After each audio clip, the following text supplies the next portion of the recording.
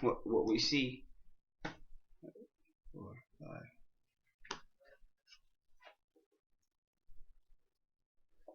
5. Just finishing up on a book that actually I never finished reading, but tell everyone that I did. I read Got Fight a bunch of times. I did read Chael Sonnen's book. Chael Sonnen's book's fantastic. This one I have yet to finish. And while I was reading this, I realized something, and it's how much the rules have changed in the UFC. Now, I was thinking about this. Most recent during UFC 162, the co-main event was Frankie Edgar, and he was facing Charles Oliveira. Now, in facing Charles Oliveira, what that told me is, Frankie Edgar, being the former lightweight champion, dropping down to featherweight, was supposed to fight, fought Jose Aldo, very close, razor thin decision. I thought so, but in the end he lost, and I think it was three title fights lost straight. And then I just watched Gray Maynard versus Nate Diaz. So I watched Gray Maynard versus Nate Diaz and see what a travesty, how horrible, and how anyone could think that Gray Maynard won that fight. It's just it makes me sick. What the rules of the octagon imply are the following: it's aggressive striking, grappling, octagon control. Oh wait, what is it? I know there's 4 rules, and there's something like that. It's one of them is octagon control. One of them. What are the rules? Okay.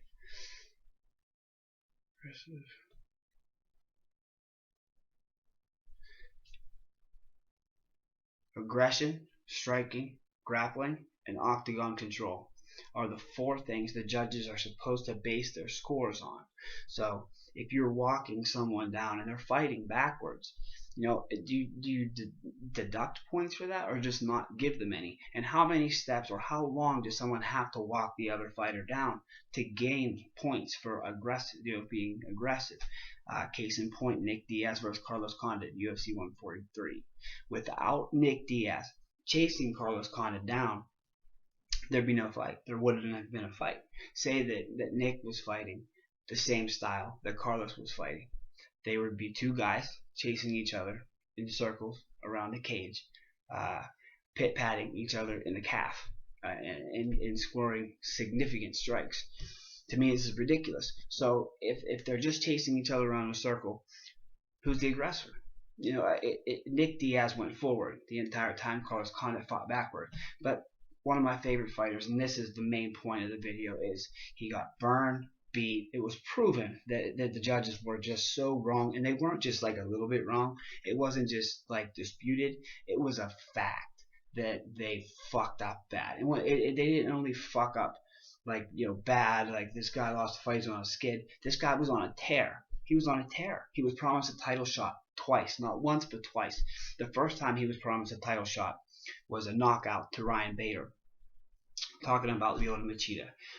Last time I saw him fight, he stepped in the octagon, beat Phil Davis 30-27. I had it scored 30-27, maybe 29-28, maybe, because to me it seems like Machida is a slow starter. Phil Davis, I think the fight metrics speak for themselves. When the scores read off, the total score is 114-67. 114 for Machida, 67 for Davis. That was the total for fight metric, and you really can't argue with science. And for his efforts, he won the fight. He did what he wanted to do. He stopped Phil's takedowns. He took Phil down. He was the aggressor. The way Machida fights is fantastic. It's like a violent fencing game, just like a fencer, in and out, in and out. And he's been doing this since he was a fucking baby, He's been doing karate since he popped out of his fucking mom's womb, put a gi on, and dude drinks his own piss. He does some weird shit, talks funny, but he also fights funny, and I love it because I love original people. Original styles are the reasons that I buy pay-per-views. The Diaz brothers, they have a very, very unique style that I love to watch. It's a unique, aggressive, technical style that nobody else has, and I don't think anyone else would be able to adapt to. I don't think they would be able, to get that to be able to put their hands up and fuck with you that bad. That psychological warfare, plus the pit padding, and for some reason they don't like to check leg kicks. They rather eat them. They feel like punches are far more effective than kicks. I feel like it's unfortunate. Joe Rogan said the other day, I was watching, that he feels like it's unfortunate too, because any weapon you add to your repertoire is a good thing. Lyoto Machida beat Phil Davis 3 rounds easily, and they gave it to him by split decision. I'm not quite sure how, but how are you going to? This not only knocked this man away from title contention, it knocked him down in the rankings and put Alexander Gustafsson in his place, because he was the #1 ranked light heavyweight in the UFC's top 10. Phil Davis, I think, was number 9 or 10. I think 10. So the number 10 guy beat him by split decision in Brazil.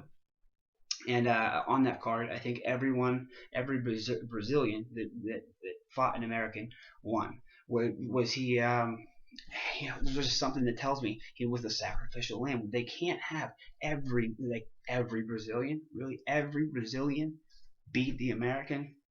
Just doesn't, that hits the ear wrong. So was he the sacrificial lamb? Because what I saw when the fight was over, the 3rd round ended, I'm like, Machida won, great. Now he has to get the title shot after his knockout of Ryan Bader, and his excellent fight with I don't care what anybody says, Dan Henderson was a genius performance. That guy's fucking dangerous, man. He's the wrestler killer. His takedown defense is second to none, maybe the best in the light heavyweight division. His striking is unorthodox, very entertaining to watch. He takes the least amount of damage. He inflicts it a fucking ton. He has a great ground game, knockout power. He's the whole package to become a superstar. In my eyes, he's the only guy that has a shot at beating Jon Jones. Alexander Gustafsson at this stage in his career isn't going to beat Jon Jones. He's not going to beat Jon Jones. Jon Jones recently, since Anderson Silva's loss to Chris Weidman, has moved up to #1 pound for pound fighter on the planet Earth, says the UFC, because they have the fucking nuts to make their own top 10s. And they're not top 10s, they're top 11s. There's their champions, and then the 10 guys that they feel are below their champions. So, you take the weight classes, for example. You have heavyweight, light heavyweight, middleweight, welterweight, lightweight, featherweight, bantamweight, and flyweight. You got 8 weight classes. So 8 times 11 is 88. So you're gonna sit here and tell me that you have 88 of the best fighters on the planet, and you're sure of that? Because I'm not really clear if they mean that's the top 10 in our organization, or that's the top 10 guys in mixed martial arts. Because there is a difference between UFC and MMA. There is a difference. UFC is not MMA. It is MMA, but mixed martial arts is not just the UFC. There's Invicta, there's Bellator, there's other organizations out there. There was Pride, there was Strikeforce, the WEC. There were several organizations. M1 Global put on great shows. Fedor and Musashi came from M1 Global.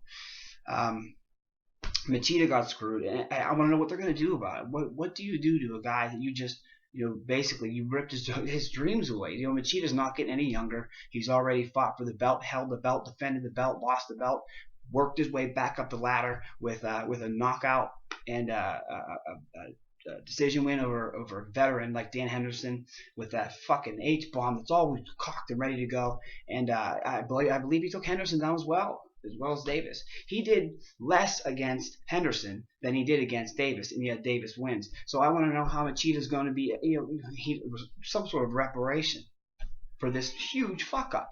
He lost his title shot. He lost his #1 contender status. It's a scratch on his record that'll never come off. That's a loss. I remember Machida, holding the belt, being an undefeated cat. The first guy to defeat him was Shogun in their rematch, and he knocked him out in the first round. These rules of the octagon, aggression, striking, grappling, and octagon control just don't apply anymore. Right now, what I see on the bottom are statistics, and significant strikes landed seem to be, to me, what matter the most. But what counts as a significant strike? Does the Diaz-Stockton slap, just a pawing jab, does that count as a significant strike? If so, what would Chuck Liddell's overhand right be? If it doesn't knock you out, does it matter how fucking beat up you are anymore? Do they even look at damage? I don't think they do. I don't think they look for damage anymore. I don't think they look for the aggressor anymore. I think they look for um, the guy that they're supposed to be looking for in some cases. And at UFC 143, it was Carlos Condit. That's just how it was. Unfortunately, at UFC 163, it was Leon Machida. And but those are two of my favorite fighters, in the world, and they got screwed. Frankie Edgar, going back to Charles Oliveira. Frankie drops from lightweight, where he's cutting no weight. Actually, I think he weighs in at like 156, and that's no dieting at all. He fights Oliveira at 145. He's supposed to knock this kid out or submit him right away. I said, even anything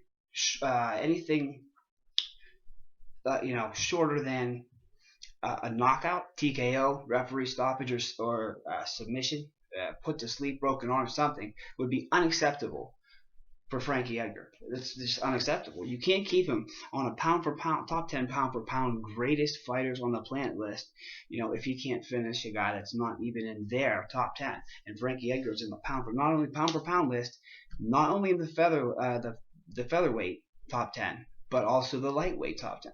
So he's in 3 separate lists. Frankie Edgar is a top 10 fighter in 2 different weight classes and 1 for pound. It doesn't make any sense. It doesn't make sense at all. I actually felt like Oliveira had a slight edge over Edgar, and I could see if it would have went to Oliveira, I would have said, that could have went either way. But since it didn't, I looked at it like, shit, I don't think he won. I think Oliveira won. Rewatching it, I give it to Frankie. 29-28. I don't give him all 3 rounds, and I don't think that that's acceptable to take a kid like Charles Oliveira to a decision, and be outstruck at times is unacceptable. That's not a pound for pound fighter, and that's not a guy that's not a guy that's gonna hold a belt, and certainly not a guy that's gonna retain a belt ever again. That's just the way I feel about it. I feel like the UFC's politics have pushed through the boundaries of MMA. I feel like this opening of the women's division at 135, but not 145, which stopped and stunned Chris Cyborg from ever competing in the UFC. She was to compete in 2012, and it never happened because she couldn't cut the weight. Her manager at the time was Tito Ortiz. He was looking out for her best interest, was with her health. She's a big, nasty, strong Muay Thai striker, and that's too much weight for her to cut, so she couldn't compete in the UFC. Everybody wants to see her fight Ronda. I think if she were to fight Ronda, we would have a new women's bantamweight champion. That's what I think. It's not even think. I would certainly bet $500. Certainly bet on in favor of Chris Cyborg. I don't think Ronda could take Chris Cyborg. I think she would just get bombarded and lit up with strikes before all this grappling could take place. And even she's for a Brazilian chick, especially being married to the other Cyborg, Evangelista. She was married to Evangelista Cyborg Santos, and he fought Nick Diaz, and the leg kicks that he was throwing and landing on Diaz were actually taking his thighs out from underneath him. Thankfully, if that fight would have went on that way, it would have been TKO, referee stoppage. Nick was getting hurt in that fight. Thank God that he made the mistake of taking Nick down and got submitted. Nick's fantastic off of his back. That's why my top 5 fighters, in no particular order, are the Diaz brothers, the Lyoto Machida, and Uriah Faber. It always takes me a while. Uriah Faber's up there. I really can't think right now. I'm still kind of foggy. Still trying to figure out this whole system and how it works, because I really don't understand it. Someone needs to explain this shit to me.